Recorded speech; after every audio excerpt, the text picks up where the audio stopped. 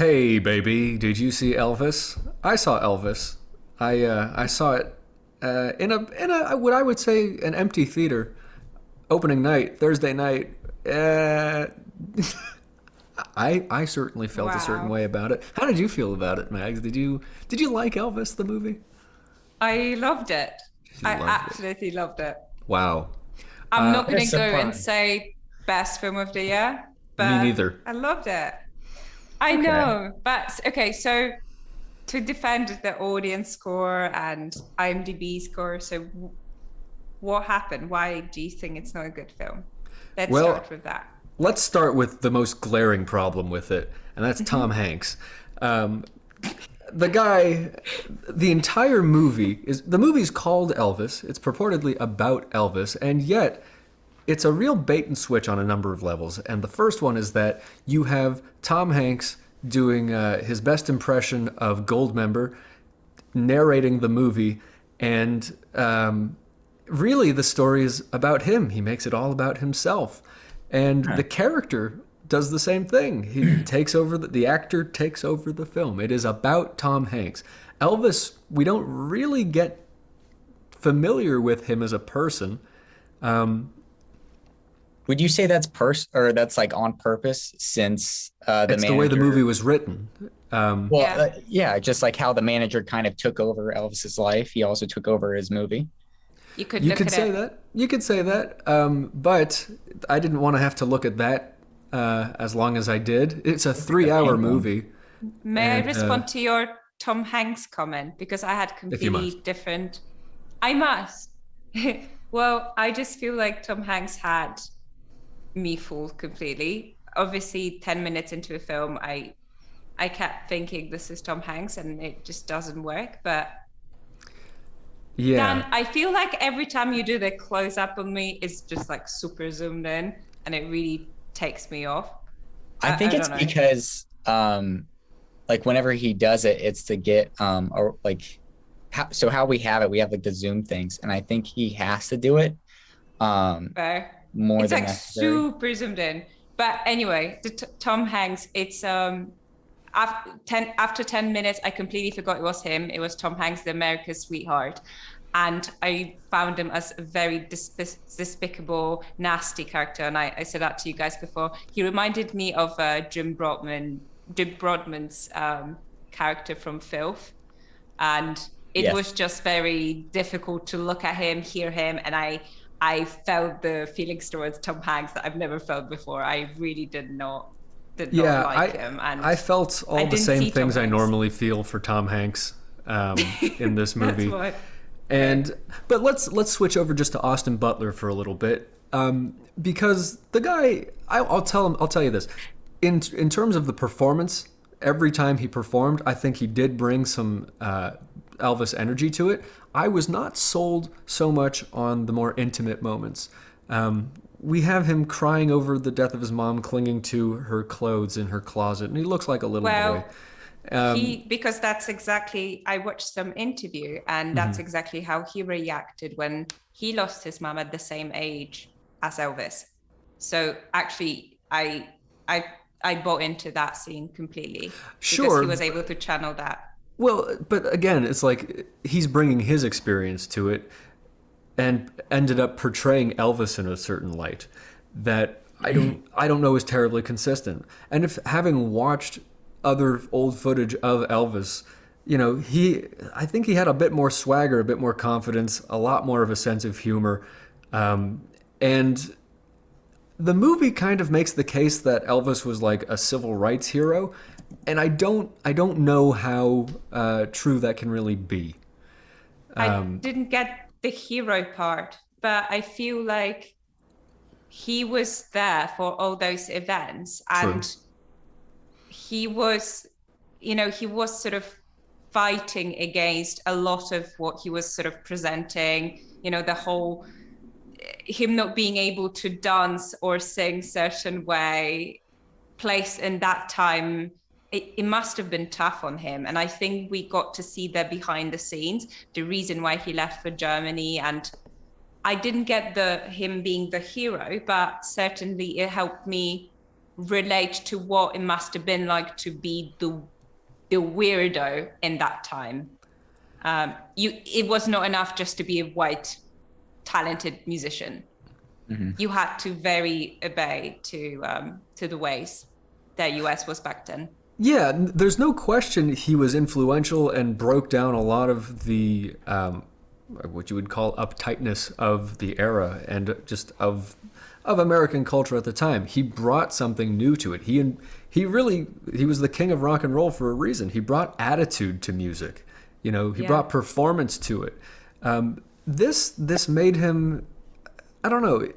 I felt Austin Butler did a good job with the performance. I didn't feel the masculine energy of like the king of rock so much. Could it be because you're a male?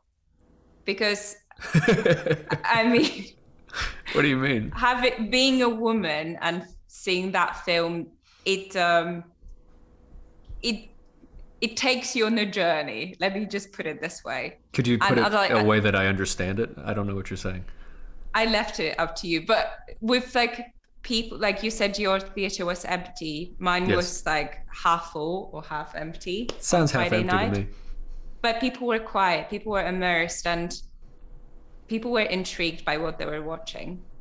Yeah, which doesn't happen very often, especially nowadays. Doctor Strange did not have this reception here. Doctor Strange was talked through, noisy, loud, people laughing, whereas here, people enjoyed it. It was interesting. It does a good job of sort of hypnotizing you into watching it. I noticed that what Baz Luhrmann did is the camera movement never stops. It almost feels like a continuous shot. It kind of feels like... Do you like this editing? You know what? Yeah, I like his editing. But, we were talking about Auteur a couple weeks ago, and with any musical biopic, I always have to compare it to my favorite movie of all time, Walk Hard, the Dewey Cox story.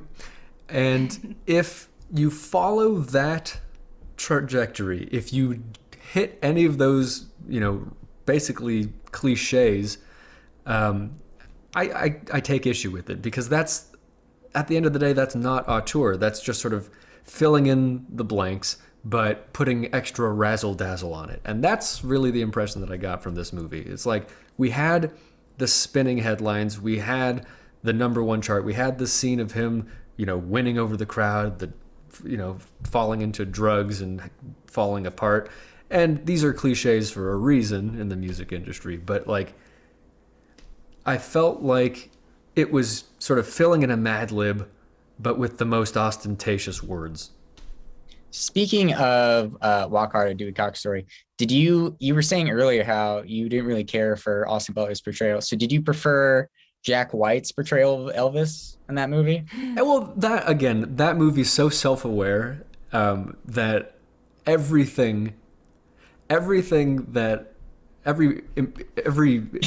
portrayal is a joke. The scene with the Beatles particularly is hilarious, but you're not supposed to take any of those seriously. You have, it was fun. I had a good time with that.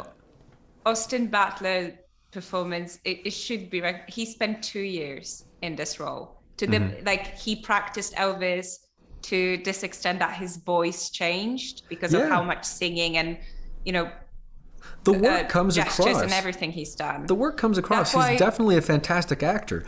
I was not sold on Elvis behind the scenes. Fair enough, but it wasn't meant to be. Like, I really like Roland's take on that. It perhaps was on purpose for the story to be told by the villain of the story, essentially, to kind of add this extra level of, hey. I understand that was intentional. He doesn't even get to tell his own story. I understand that was intentional. I still don't like the choice. Fair. But what a tragic story. That was something that I took from the film. I had no idea about any of it, of how he was essentially imprisoned in that hotel for this many years, how different ideas for life he actually had. That all he really wanted to do was to play music and just create. And we talked about this briefly, but the final scene of the heartbreaking. film. Heartbreaking. Because you see the real Elvis in his last performance, and it's shocking, especially if you didn't live through it and you didn't know what he turned into. And when you put the reality of the deal that put him in Las Vegas for the last years of his life is tragic, and he calls it a golden cage, and that's what it is. It's a gilded cage. That's what it was. Where he made plenty of money, but he was trapped, and he didn't get to see the world. It was so fascinating, the golden cage, because we start the film with how there's the circus, we get to see weird looking people, quote unquote, and stuff, how the performance of it, and how essentially that fitted perfectly into Colonel's sort of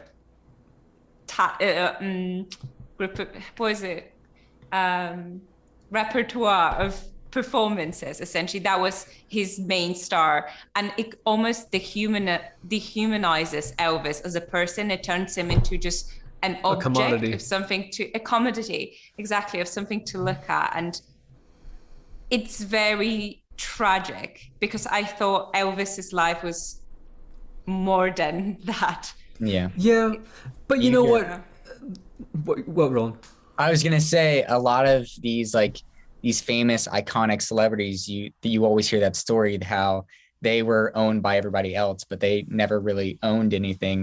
That was really the case with Marilyn Monroe, and hopefully we'll see what you guys are saying with Blonde, which is coming out.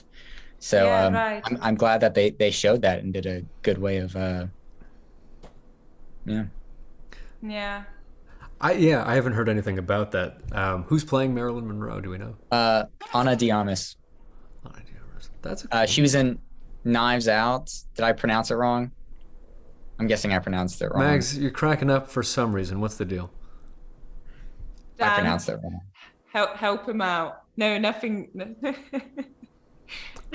Hunka Hunka Burnin' Love.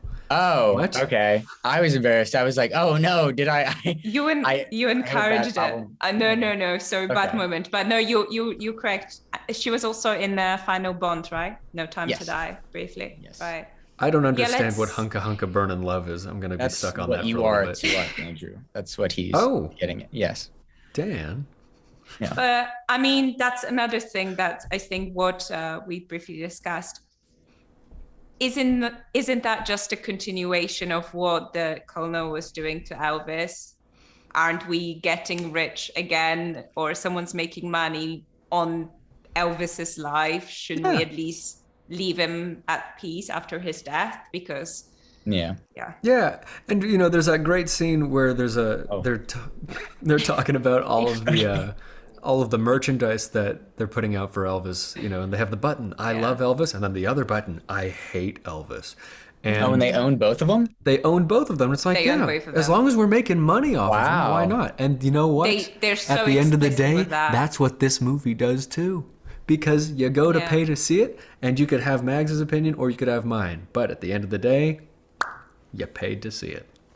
Out of curiosity. It was Baz Luhrmann. Yeah. No, go ahead. I was going to say, out of curiosity, we have talked about this before. Did they include the Elvis and Nixon thing?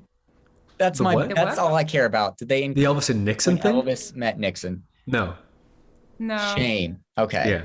Wow. No, they left out plenty. And what they chose to focus on paints a different picture of a different picture of Elvis. And what I would say to you, if you're going to go see it with somebody who lived through Elvis and see what they say about how it holds up to the real guy, because it's a beautiful movie to watch visually.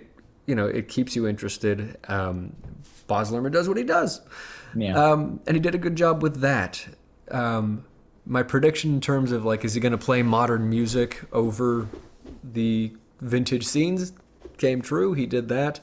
And there were some interesting covers of Elvis songs by modern artists. But it's it was not the movie that would like inspire you to love Elvis's music again. This really wasn't about his music. Oh, It was really? about his. Yeah, I think they didn't. I left the cinema. The first thing I did was Spotify Elvis, and Really? I listened to Elvis for 3 hours. That's actually something that this film made me love, or like I started reading about Elvis. I wanted to know the history. I wanted to know everything about his life and listen to his music, especially his early album, "A Yeah. Boy from Tupelo." Is it? I might be mispronouncing it. Tupelo, something like that. You know what? That's I don't know how you great. pronounce I it. love that. I hope that that's the case for everybody who watches it. I think I if this think inspires so. interest, and I said this from the beginning, if this inspires interest in Elvis, if it brings back, those types of tastes, yeah, I'm all for it. If it gets people interested in learning more about the real Elvis, fantastic. As on its own, I wasn't thrilled, but it was. Well, If it's having that Roland, effect, I'm happy about it. are you going to see it? The Or moment so you do you? mentioned Filth, Mags, that kind of made me want to see it, only because I love that movie and not a lot of people know about that movie.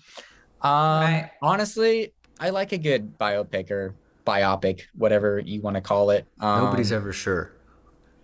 If I have time and it's available, I would like to see this. I would like how they portray them, and I don't know when Grandparents' Day is. I'm sure that's a day, but I think it's a good idea to see it with somebody that was alive during that time. I agree Yeah. with that. I Yeah. think it would be really fun. Well, tell us what you think in the comments. Tell us how you think biopic is pronounced in the comments, and we'll get back to you on that the next time we watch. Maybe when we watch Blonde, we'll see. In the meantime, like and subscribe, share your thoughts, share our videos, be our friend. We are everywhere we can be followed.